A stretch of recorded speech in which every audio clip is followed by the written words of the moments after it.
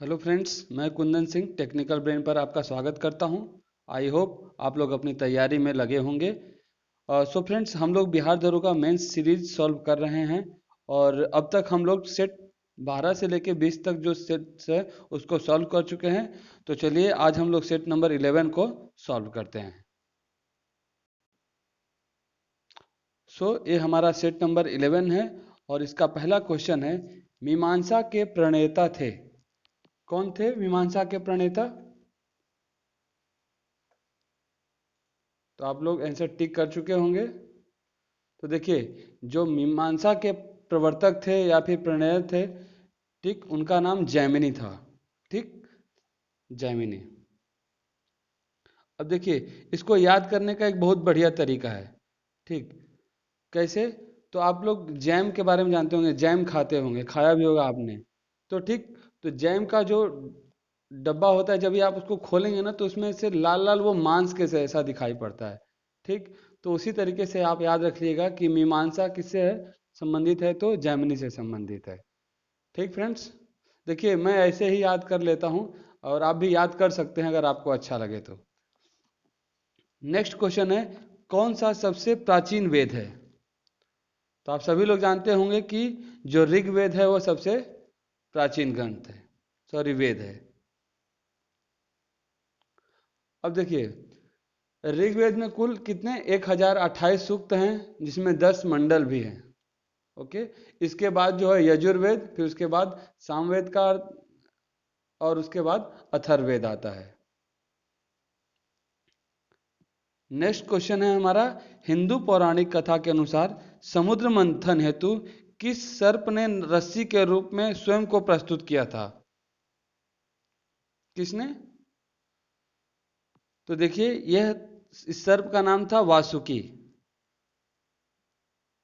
ठीक, देखिए इसका वर्णन जो है स्कंद पुराण में दिया हुआ है। तो स्कंद पुराण के अनुसार अमृत प्राप्ति के उद्देश्य से देवताओं और दैत्यों ने मिलकर क्या किया था, मंदराचल पर्वत को मथनी और नागराज वासुकी को रस्सी के बनाकर समुद्र का मंथन किया था। नेक्स्ट क्वेश्चन है, श्रीमद् भागवत गीता मौलिक रूप में किस भाषा में लिखी गई थी? किस भाषा में लिखी गई थी? तो देखिए, यह जो है संस्कृत भाषा में लिखी गई थी। नेक्स्ट है, योग के आविष्कारक थे। कौन थे योग के आविष्कारक? तो पतंजलि। देखिए, योग कौन कराता है? तो बाबा रामदेव कराते हैं। ठीक, और रामदेव की जो संस्था है बाबा रामदेव की, उसका नाम पतंजलि है। ठीक, तो इस तरीके से आप इसे याद रख सकते हैं दिमाग में। योग के आविष्कारक कौन थे? तो पतंजलि। का आंसर सी हो जाएगा। नेक्स्ट है, मीनाक्षी मंदिर कहाँ अवस्थित है? कहाँ अवस्थित है मीनाक्षी मंदिर? तो यह मदुरई में अवस्थित है। ठीक, और देखिए, पिछले सीरीज में मैंने बताया था, तो पहला या दूसरा क्वेश्चन था, उसमें मैंने मीनाक्षी मंदिर के बारे में थोड़ा गलत बता दिया था एक्चुअली। बात करते करते मुंह से निकल गया था, तो देखिए उसको मैंने कमेंट बॉक्स में उसको पिन भी कर दिया है। ठीक, तो इस तरीके से मीनाक्षी मंदिर कहाँ पर अवस्थित है? तो मदुरई में स्थित है। और इसका निर्माण किसने कराया था? तो देखिए, इसका निर्माण जो है पांड्य राजाओं ने कराया था। नेक्स्ट है, आर्यभट्ट थे। आर्यभट्ट कौन थे? तो आर्यभट्ट जो थे वो भारतीय गणितज्ञ एवं खगोल शास्त्री थे, आर्यभट्ट। नेक्स्ट क्वेश्चन है, गीत गोविंद की रचयिता कौन है? तो कौन है गीत गोविंद का रचयिता? तो देखिए, जयदेव हैं। नेक्स्ट क्वेश्चन है, पुरी में रथ यात्रा किसके सम्मान में निकाली जाती है? किसके सम्मान में निकाली जाती है? तो देखिए, भगवान जगन्नाथ के सम्मान में निकाली जाती है पुरी में जगन्नाथ यात्रा।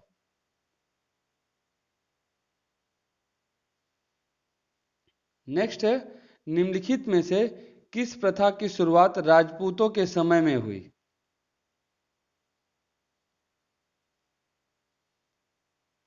कौन सी प्रथा? देखिए, जौहर प्रथा का।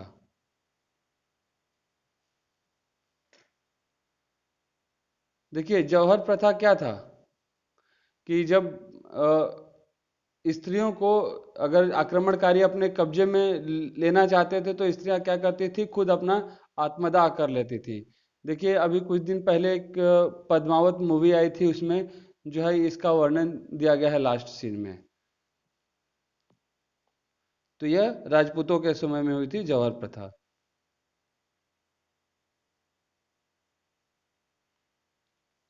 नेक्स्ट क्वेश्चन है, रामचरितमानस नामक ग्रंथ के रचयिता थे, कौन थे रामचरितमानस के रचयिता? तो सभी लोग जानते होंगे किसके रचयिता जो हैं वो कौन थे, तो तुलसीदास। भारत में निम्नलिखित नगरों में से किसे गुलाबी नगरी कहते हैं? किसे कहते हैं? तो आपने आंसर टिक कर लिया होगा। देखिए जयपुर को क्या बोला जाता है? पिंक सिटी बोला जाता है, गुलाबी नगरी।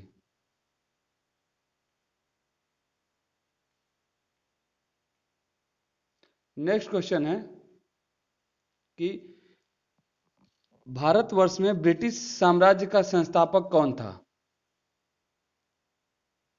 कौन था? तो जो रॉबर्ट क्लाइव था वह जो है ब्रिटिश का संस्थापक था भारत में।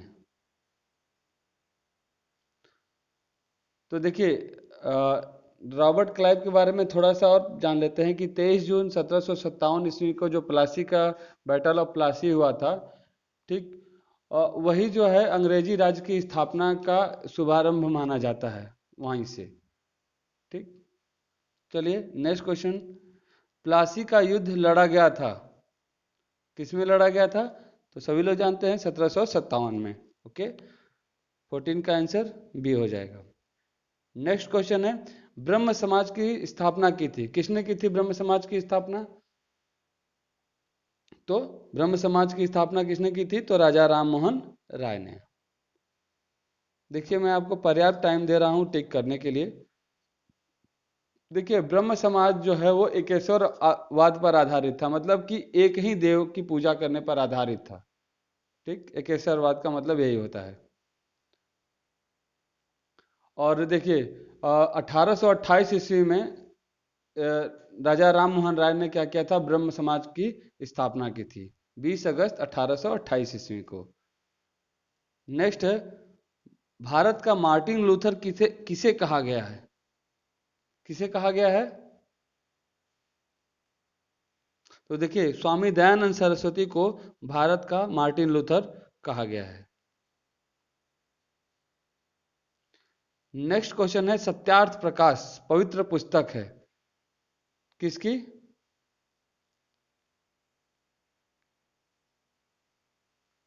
तो देखिए सत्यार्थ प्रकाश है जो है वो आर्य समाज की पवित्र पुस्तक है, और इसके लेखक कौन है? तो स्वामी दयानंद सरस्वती जो हैं इसके लेखक हैं सत्यार्थ प्रकाश के। नेक्स्ट क्वेश्चन है, निम्नलिखित को कालक्रम में रखिए। तो देखिए सिंपल सा, अगर देखें तो तुलसीदास सबसे पहले आ ही जाएंगे। ठीक, तो तुलसीदास का जो जन्म है वो 1532 ईस्वी में हुआ था। फिर उसके बाद राजा राम मोहन राय हो जाएंगे। ठीक, फिर उसके बाद दयानंद सरस्वती होंगे, और उसके बाद जो है उनके जो शिष्य हैं स्वामी विवेकानंद होंगे। ठीक, दयानंद सरस्वती उसके बाद स्वामी विवेकानंद। उस तरीके से 18 का आंसर क्या हो जाएगा? आपका बी हो जाएगा।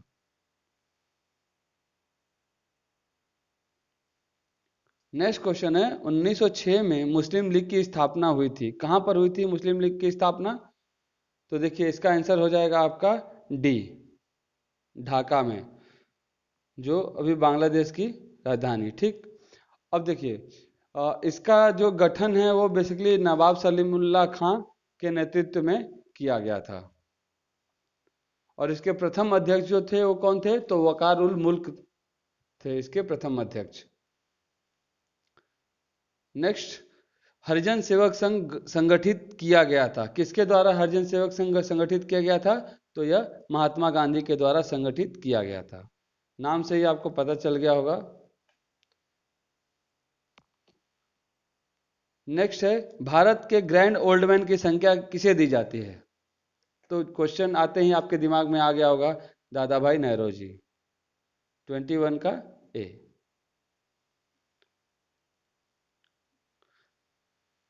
नेक्स्ट है भारत भारती के लेखक हैं। कौन है भारत भारती के लेखक?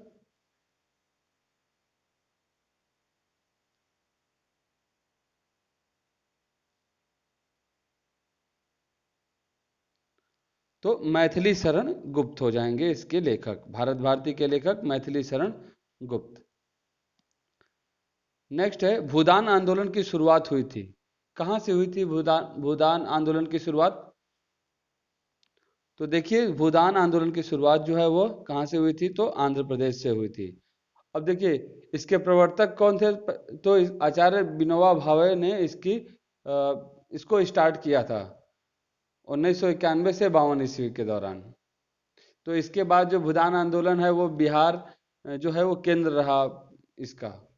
लेकिन देखिए as compare to Andhra Pradesh, Bihar में उतनी सफलता जो है भूदान आंदोलन को नहीं मिलती है। नेक्स्ट, भारत के प्रथम एवं अंतिम भारतीय गवर्नर जनरल थे। देखिए भारतीय पूछा जा रहा है, ठीक। प्रथम और अंतिम कौन थे वो? तो सी राजागोपालाचारी। अलीपुर सेंट्रल जेल स्थित है। कहां पर स्थित है अलीपुर सेंट्रल जेल? तो यह कोलकाता में स्थित है। 25 का आपका आंसर हो जाएगा B. Next question, Swaraj party का गठन किया गया था। स्वराज पार्टी का गठन किसने किया था? किसने किया था? तो 26 का आंसर हो जाएगा आपका सी, सी आर दास तथा पंडित मोतीलाल नेहरू ने। सी आर दास मतलब चित्तरंजन दास की बात की जा रही है। ओके, चलिए नेक्स्ट क्वेश्चन पे चलते हैं। सेंट्रल लेजिस्लेटिव असेंबली का प्रथम भारतीय अध्यक्ष स्पीकर कौन था?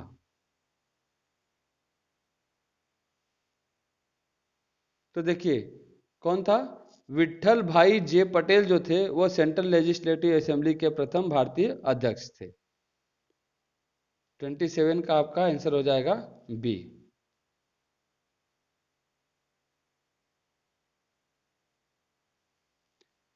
नेक्स्ट है भारतीय स्वतंत्रता अधिनियम the Indian independence act British संसद द्वारा पारित किया गया कब? कब पारित किया गया? तो देखिए जुलाई 1947 ईस्वी में यह पारित किया गया था ब्रिटिश संसद में।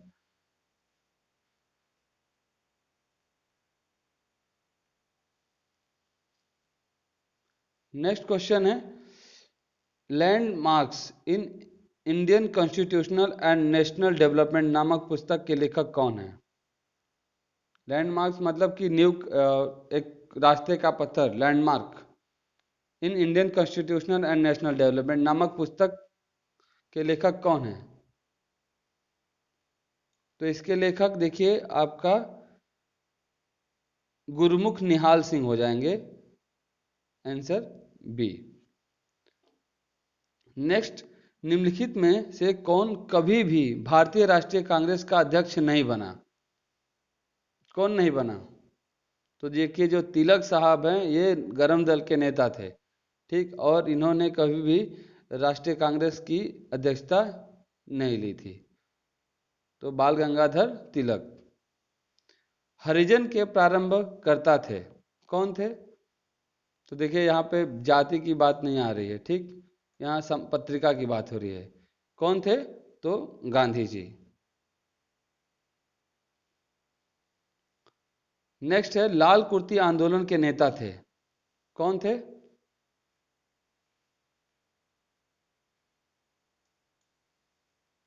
तो देखिए खान अब्दुल गफ्फार खान जो हैं वो लाल कुर्ती रेड शर्ट की बात हो रही है, रेड शर्ट आंदोलन के नेता थे।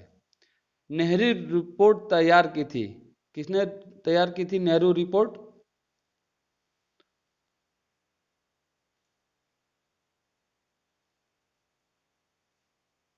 एम एल नेहरू मतलब मोतीलाल नेहरू ने, ठीक, नेहरू रिपोर्ट, जवाहरलाल नेहरू नहीं। ओके, भारतीय राष्ट्रीय कांग्रेस का प्रथम मुस्लिम अध्यक्ष कौन था? तो ये बहुत बार क्वेश्चन रिपीट हो चुके हैं, बदरुद्दीन तैयब जी थे। 34 का ए हो जाएगा आपका आंसर।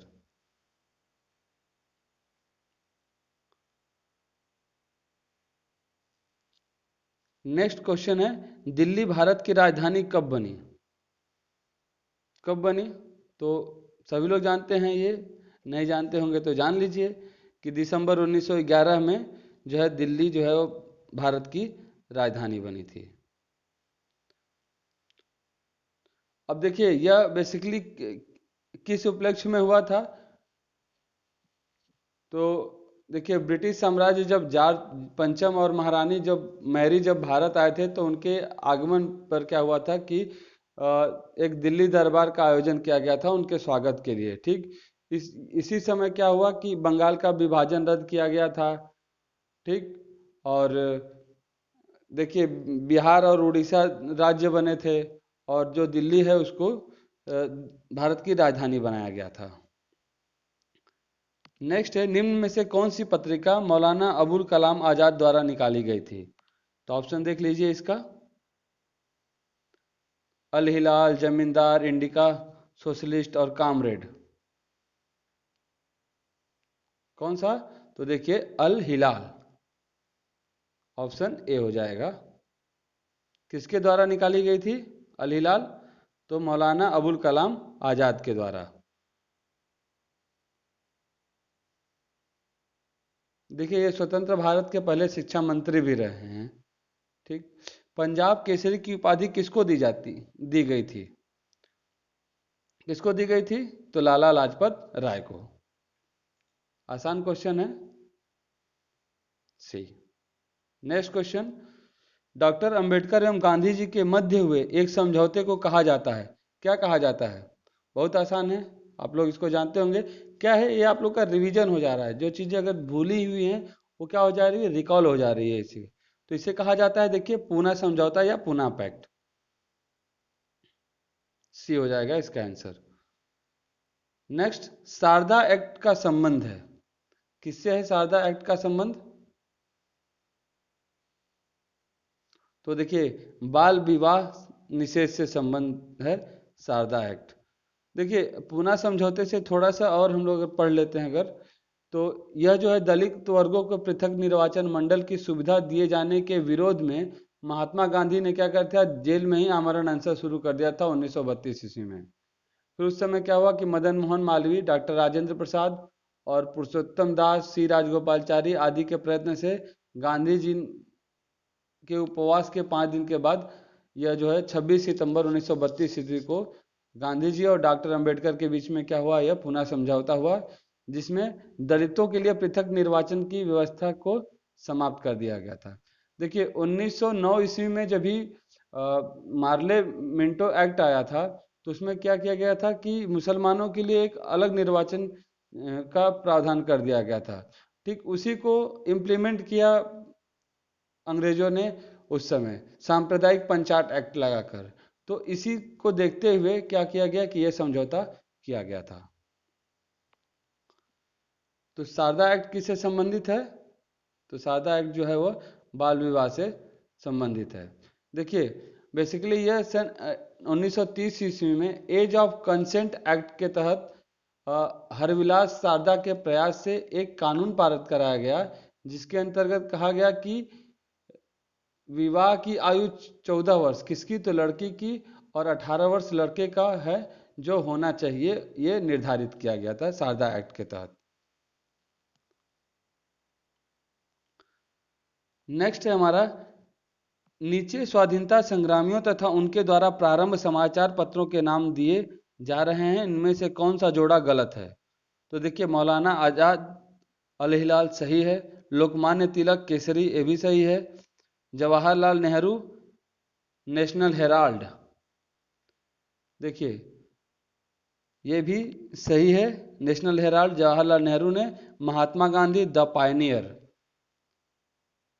तो देखिए यह जो आंसर है वो गलत है।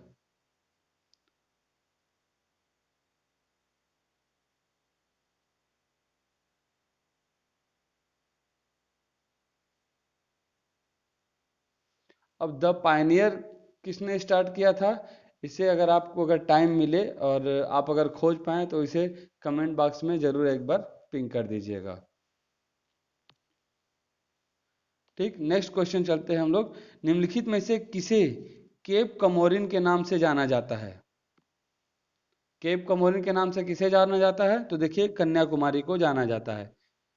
देखिए कन्याकुमारी जो है वो तीन तरफ से क्या हुआ, समुद्र समुद्र से घिरा हुआ एक अंतर्द्वीप है। ठीक,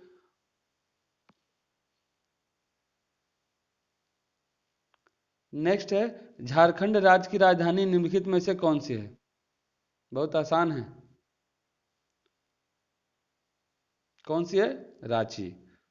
ठीक, नेक्स्ट, वन अनुसंधान संस्थान कहाँ स्थित है? कहाँ स्थित है? तो यह जो है वो देहरादून में स्थित है। इसका आंसर सी हो जाएगा। 44 क्वेश्चन नंबर, भारतीय चावल शोध संस्थान स्थित है कहाँ पर? तो देखिए ये कहाँ पर स्थित है? तो कटक में, उड़ीसा। ठीक, कटक उड़ीसा में यह स्थित है। नेक्स्ट, भारत में किस राज्य में सर्वाधिक कोयले का भंडार है? कहाँ पे है कोयले का भंडार? तो देखिए जो झारखंड है वो इसीलिए प्रसिद्ध ही है। ठीक, तो आंसर इसका डी हो जाएगा। भारत के किस राज्य को सिलिकन स्टेट के नाम से जाना जाता है? किसे जाना जाता है? कर्नाटक को। किसे जाना जाता है? कर्नाटक को सिलिकॉन वैली के नाम से भी जाना जाता है। ठीक, नेक्स्ट क्वेश्चन है, भारत में सोयाबीन का सबसे अधिक उत्पादन किस राज्य में होता है? तो कौन से राज्य में होता है? देखिए ये रिपीटेड क्वेश्चन है। अगर आप लोगों ने पिछले वीडियो देखे हैं तो बहुत सारे क्वेश्चन आपको रिपीटेड मिलेंगे, जिससे क्या होगा कि आपका प्रैक्टिस जो है वो कंटिन्यू होता रहेगा, रिवीजन। और अगर आप लोगों ने वो वीडियो नहीं देखे हैं तो प्लीज़ प्लेलिस्ट में जाके सारे वीडियो बारी बारी से ज़रूर देखें। इससे क्या होगा कि आपका रिवीजन बहुत अच्छी तरीके से हो जाएगा। तो देखिए सोयाबीन का सबसे ज़्यादा उत्पादन कहाँ पर होता है? भारत के तो मध्य प्रदेश राज्य में होता है। किस महाद्वीप में जनसंख्या घनत्व सर्वाधिक है? तो देखिए ये भी कोई पूछने की बात है। एशिया महाद्वीप में क्या है? जनसंख्या सबसे सर्वाधिक है, घनत्व इसकी। क्यों? देखिए भारत एक देश जो जनसंख्या के मामले में दूसरे नंबर पे है और चीन जो पहले नंबर पे है, तो दोनों ही मिल गए तो सबसे ज़्यादा, और ये दोनों जो हैं वो एशिया के देश हैं, तो ये एशिया महाद्वीप में हो गया। भारत का सबसे अधिक जनसंख्या वाला शहर कौन सा है? कौन सा है? तो देखिए यह जो है शहर है मुंबई, आमची मुंबई। ठीक, चलिए नेक्स्ट है, भारत में राजनीतिक सत्ता का प्रमुख स्रोत है, कौन है? तो कौन है? ए जनता। देखिए हमारे प्रियम्बल, प्रियम्बल मतलब क्या हिंदी में बोलते हैं इसको? उद्देशिका। उद्देशिका में भी यह किया जाता है, बताया गया है कि जो जनता है वो क्या है, और पूरी सत्ता का केंद्र है। हम भारत के लोग, we the people of India लिखा हुआ है। ठीक, नेक्स्ट क्वेश्चन, भारत की संविधान निर्मात्री सभा के अध्यक्ष कौन थे? तो बहुत लॉलीपॉप टाइप का क्वेश्चन दिया हुआ है इसमें, तो चलिए ए हो जाएंगे इसमें डॉक्टर राजेंद्र प्रसाद। भारत का राष्ट्रीय पक्षी मोर है। राष्ट्रीय पशु कौन है?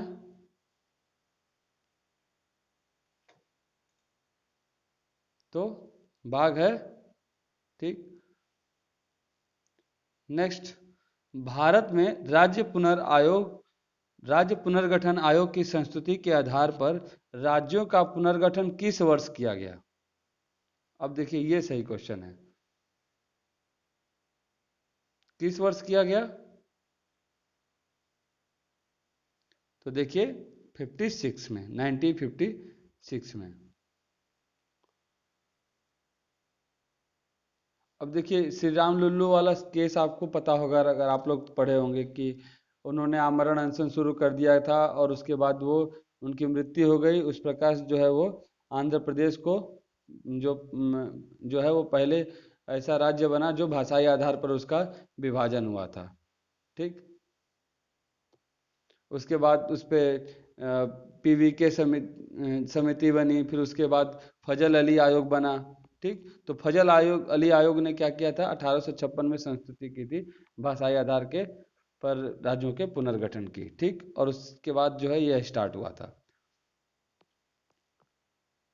नेक्स्ट है, निम्नलिखित में से कौन संविधान सभा का संवैधानिक सलाहकार थे? कौन थे सलाहकार? तो देखिए संवैधानिक सलाहकार जो थे वो कौन थे, तो BN राव। नेक्स्ट है, भारतीय संविधान में आरंभ में कितने अनुच्छेद थे? कितने अनुच्छेद थे? तो देखिए आरंभ में भी 395 अनुच्छेद ही थे जो अभी वर्तमान में है। ठीक। केवल उसमें अ ब करके बढ़ा दिया गया है, तो 56 का सी हो जाएगा। आज भी हमारे संविधान में टोटल 395 आर्टिकल्स हैं। जो भी अमेंडमेंट होते हैं, नए चीज़ों को ऐड किया जाता है तो उसी के अंदर उसको निहित कर दिया जाता है। अलग से अभी तक कोई अनुच्छेद जोड़ा नहीं गया है। नेक्स्ट क्वेश्चन है, बंधुआ मजदूरी पर रोक अधिनियम पास हुआ था? कब पास हुआ था? तो देखिए बंधुआ मजदूरी पर जो रोक अधिनियम है वह 1976 में पास हुआ था। आपका 57 का आंसर बी हो जाएगा। देखिए मौलिक जो अधिकार है उसके अनुच्छेद 23 का प्रयोग करते हुए संघ सरकार ने 1976 में कानून पारित किया, जिसके तहत किसी व्यक्ति की खरीद बिक्री, बेगारी तथा अन्य प्रकार से जबरदस्ती अगर कोई काम कराया गया है उसको क्या कराया गया है, निषिद्ध ठहराया गया है। नेक्स्ट क्वेश्चन है, भारतीय संविधान के किस अनुच्छेद में भाषण एवं अभिव्यक्ति की स्वतंत्रता के मूल अधिकार का प्रावधान है? तो आप सभी लोग जानते हैं इसका, तो कौन सा है, तो आर्टिकल 19 अनुच्छेद 19। देखिए प्रेस की स्वतंत्रता जो है इसी के तहत प्राप्त है, क्योंकि प्रेस की स्वतंत्रता के लिए कोई अलग से हमारे संविधान में कोई भी आर्टिकल नहीं लिया गया है। नेक्स्ट क्वेश्चन है, भारतीय संविधान में किस संशोधन के द्वारा नागरिकों के मौलिक कर्तव्यों को सम्मिलित किया गया? तो सभी लोग आप लोग जानते हैं कि 42वें संविधान संशोधन 1976 के तहत और सरदार स्वर्ण सिंह समिति की अनुशंसा पर जो है यह किया गया था। तो 42वें संविधान संशोधन, तो इसका आंसर हो जाएगा सी। देखिए ये सब सीरीज में ना क्या है कि एक ही क्वेश्चन को अलग अलग तरीके से ये लोग ने घुमा के पूछा है। कोई ऐसा फॉर्मेट नहीं बना है कि सारे क्वेश्चन जो है वो सारे टॉपिक कवर होने चाहिए। आपको ये सारी चीज़ें देखिए, अब ये चीज़ आपको कई तरीके से घुमा घुमा के ये लोग क्वेश्चन पूछते हैं। ठीक। अगर आपको नॉलेज है तो घुमा, आपने पढ़ा है तो घुमा के क्वेश्चन पूछो, तोड़ के पूछो, मरोड़ के पूछो, उससे कोई फर्क नहीं पड़ता। क्या होना चाहिए, थोड़ा नए उसमें क्वेश्चन ऐड करना चाहिए, थोड़ा क्वालिटी होनी चाहिए। चलिए ठीक है, जैसे भी है अभी तो हम लोग सॉल्व कर रहे हैं। देखिए ये भी क्वेश्चन क्या है, रिपीटेड है, कितनी बार इसी को घुमा घुमा कर लोग पूछते हैं। भारतीय संविधान का छुआछूत उन्मूलन से संबंधित अनुच्छेद है, कौन सा है, तो अनुच्छेद 17। ठीक। 17 मतलब खतरा, और खतरा हुआ कब, छुअला तर गैला बेटा। देखिए ट्रकों पे पीछे लिखा होता है। देखिए 17 मतलब खतरा। खतरा किसको, अगर आप ट्रक को पकड़ रहे हैं, छू रहे हैं, तो छुअला तो गैला बेटा। इसी तरीके से आप आर्टिकल 17 को याद कर सकते हैं, छुआछूत उन्मूलन से संबंधित है। नेक्स्ट क्वेश्चन है, भारत में संसद के दोनों सदनों की सम्मिलित बैठक की अध्यक्षता कौन करता है? कौन करता है, तो देखिए लोकसभा अध्यक्ष जो है यह इसकी अध्यक्षता करता है।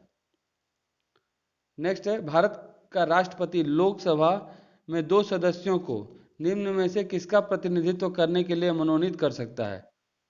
तो किसका, तो देखिए आंग्ल भारतीयों का। ठीक।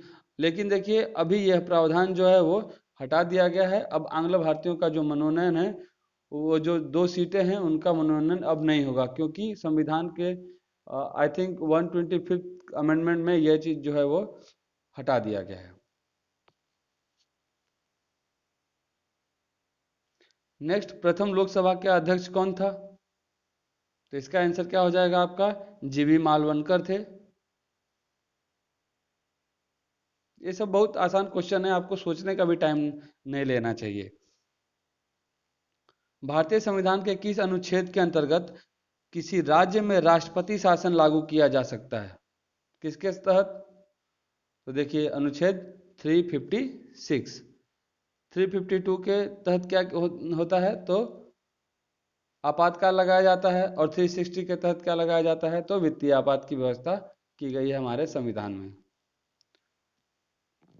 आपातकाल में किसी राज्य विधानसभा की अवधि बढ़ाई जा सकती है। किसके द्वारा बढ़ाई जा सकती है आपातकाल की अवधि? बताइए आप। तो देखिए ये भी बहुत आसान ही क्वेश्चन है। ये सब काम करने का जो जिम्मेदारी हो किसको दिया गया है? संसद का। राष्ट्रपति अपने से भी सारे डिसीजन नहीं ले सकते। ओके, तो संसद द्वारा। भारत का प्रधानमंत्री बनने के लिए न्यूनतम आयु कितनी होनी चाहिए? कितनी होनी चाहिए? तो देखिए भारत का प्रधानमंत्री बनने के लिए कम से कम आपको तो लोकसभा जो है वो, लोकसभा का सदस्य निर्वाचित होने के लिए आपके पास योग्यता होनी चाहिए। और लोकसभा का अगर सदस्य आपको बनना है तो आपको अपनी आयु के कितने वर्ष पूरे करने होने चाहिए? तो 25 वर्ष। ठीक। तो जो लोकसभा का सदस्य है वो क्या हो सकता है? प्रधानमंत्री बन सकता है। तो उसे 25 वर्ष जो है वो पूरा किया होना चाहिए। 66 का आंसर बी हो जाएगा आपका। नीति आयोग का पदेन अध्यक्ष कौन होता है? कौन होता है?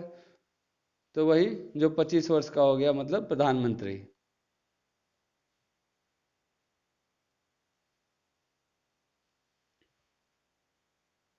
नेक्स्ट क्वेश्चन है, लौह की कमी से कौन सी बीमारी होती है? लोहे की कमी से कौन सी बीमारी होती है? तो ऐसा नहीं कि लोहा चबाने लगेगा। कौन सी बीमारी होती है? Filaria, malaria, anaemia, fluorosis. तो देखिए कौन सी बीमारी होती है? तो एनीमिया। एनीमिया का मतलब है खून की कमी होना। ठीक। तो 68 का आंसर आपका क्या हो जाएगा? सी, एनीमिया। लोहे की कमी से, लोहे की कमी से होता है यह रोग।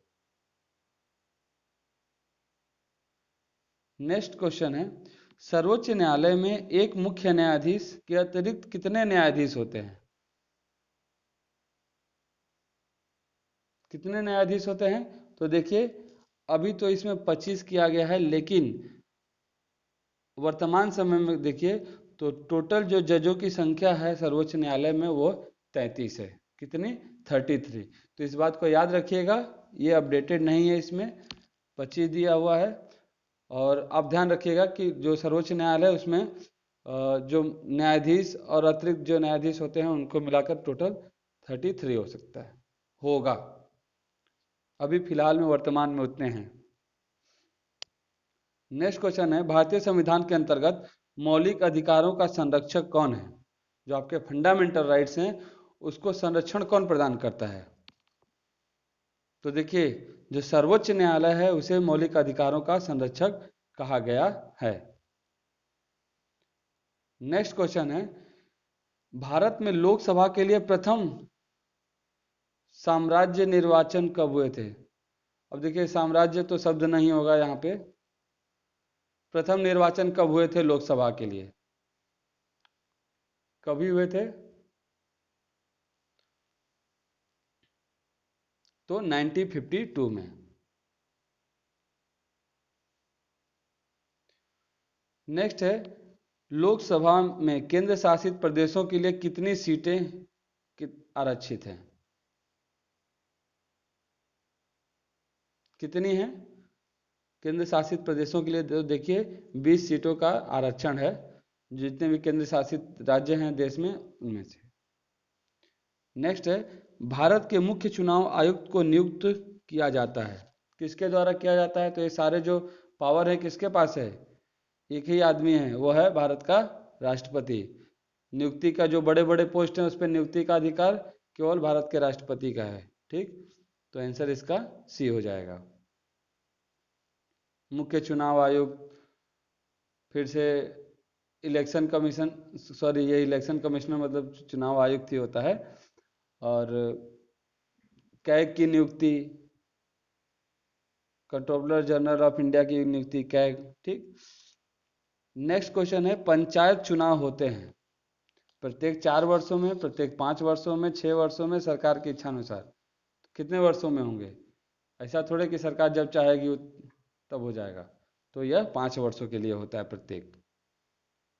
आप सभी लोग आप सभी लोग क्या, हम भी लोग, सब लोग गांव से बिलोंग करते हैं तो हमें पता ही है कि 5 वर्ष के बाद जो है चुनाव होता है। ठीक। और देखिए, अगर विघटन हो जाता है पंचायत का तो क्या होना चाहिए कि 6 माह के अंदर जो है इलेक्शन करा लेना चाहिए फिर से। विघटन इन द सेंस कि अगर जो मुखिया है वो डेथ हो गया, या फिर उसकी डेथ हो गई, या फिर उसने क्या कर दिया, रेजिग्नेशन दे दिया, तो ऐसे कंडीशन में क्या होना चाहिए कि 6 माह के अंदर इलेक्शन करा लिए जाना चाहिए। भारत के संविधान में प्रथम संशोधन कब किया गया था? कब किया गया था? तो देखिए, प्रथम संशोधन जो है वह 1951 में किया गया था।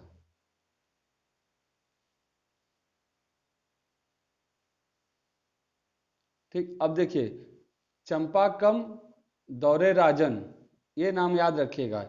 इन्हीं के मामले में क्या किया गया था कि यह जो है संशोधन किया गया था, और अनुच्छेद 15, 19, 31 आदि में संशोधन किया गया था। ठीक। और इसी में जो है 9वीं अनुसूची जो है इसी के तहत जोड़ी गई थी। नेक्स्ट क्वेश्चन 76, समाजवादी शब्द उद्देशिका में जोड़ा गया। कब जोड़ा गया? तो देखिए, मिनी कॉन्स्टिट्यूशन किसे बोला जाता है? तो 42वें संविधान संशोधन को। तो समाजवादी शब्द भी जो है वो समाजवादी, पंथ निरपेक्ष और लोकतंत्रात्मक जो गणराज्य की स्थापना के लिए जो ये जो शब्द है वो 42वें संविधान संशोधन में जोड़ा गया। ठीक। मिश्रित अर्थव्यवस्था का तात्पर्य है, क्या तात्पर्य है? लघु एवं बृहद दोनों उद्योगों की विद्यमानता, निजी एवं सार्वजनिक दोनों क्षेत्रों की विद्यमानता। देखिए, इसका आंसर तो बी ही होगा। ठीक। फिर भी देख लेते हैं नेक्स्ट, प्राथमिक एवं द्वितीयक दोनों क्षेत्रों की विद्यमानता, इनमें से कोई नहीं। तो देखिए, इस कंडीशन में निजी एवं सार्वजनिक दोनों क्षेत्रों की विद्यमानता जो है वो मिश्रित अर्थव्यवस्था का तात्पर्य है। और हमारे भारत ने क्या किया है कि मिश्रित अर्थव्यवस्था की पद्धति को अपनाया है। नेक्स्ट है, भारत में कर्मचारियों के महंगाई भत्ते का निर्धारण का आधार है। देखिए, लास्ट सेट में भी हम लोगों ने इससे रिलेटेड क्वेश्चन देखा था। तो कर्मचारियों के महंगाई भत्ते का निर्धारण का आधार क्या है? तो उपभोक्ता कीमत सूचकांक। 78 का आंसर हो जाएगा आपका बी। तो आप भी अच्छे से पढ़िए, एग्जाम दीजिए, सेलेक्ट होइए, और महंगाई भत्ता गवर्नमेंट से लीजिए, अच्छा लगेगा। ओके। नेक्स्ट क्वेश्चन है, किसे प्लास्टिक मनी कहा जाता है? किसे कहा जाता है? तो देखिए, क्रेडिट कार्ड, डेबिट कार्ड जो हैं इनको प्लास्टिक मनी कहा जाता है। अरे, एटीएम कार्ड। ओके। ठीक। नेक्स्ट क्वेश्चन है, भारत आर्थिक सर्वेक्षण प्रत्येक वर्ष प्रकाशित किया जाता है। किसके द्वारा प्रकाशित किया जाता है भारत आर्थिक सर्वेक्षण? तो देखिए, यह जो आर्थिक सर्वेक्षण है वो वित्त मंत्रालय के द्वारा वित्त मंत्रालय भारत सरकार द्वारा प्रकाशित किया जाता है। नेक्स्ट, निम्नलिखित में से किस वैज्ञानिक ने गुरुत्वाकर्षण का सार्वभौमिक नियम दिया था? देखिए, वो सेब वाला उदाहरण याद है आप लोग को? सेब गिरा न्यूटन ने, तो कौन होगा? न्यूटन। देखिए, एकदम लॉलीपॉप टाइप के क्वेश्चन हैं इसमें। ठीक। लेकिन कोई कोई सेट जो है वो बहुत भारी भी है, तो आप सबको इतना कैजुअल मत लीजिएगा, हो सकता है कि अगला जो सेट है वो थोड़ा सा टफ मिले। दूध का दही में परिवर्तन किसके द्वारा होता है? कौन करता है? तो बैक्टीरिया के द्वारा होता है दूध का दही में परिवर्तन। देखिए, दही से दूध में परिवर्तित नहीं हो सकता।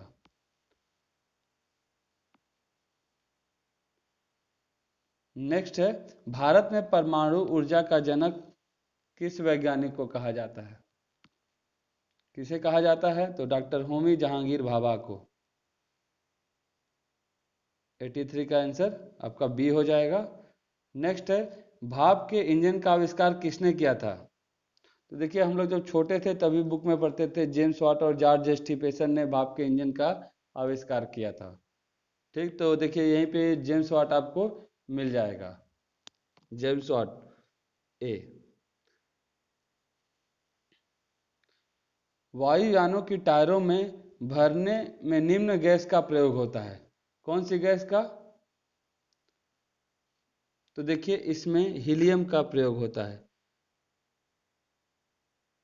अब क्यों होता है? क्योंकि वायुयान के रनवे पर जब फ्लाइट जो है वो रनवे पे उतरती है, तो उसके टायर जो क्या होते हैं, बहुत तेजी से जमीन पर आते हैं और घर्षण होता है। तो यह जो हीलियम गैस है वो ठंडी होती है और हल्का होता है। ठीक, तो इससे घर्षण के टाइम ये फटे ना, इसके लिए क्या किया जाता है, हीलियम गैस इसमें भरा जाता है। तो इस प्रकार हमारे जो 85 क्वेश्चन है वो यहाँ पे समाप्त होते हैं।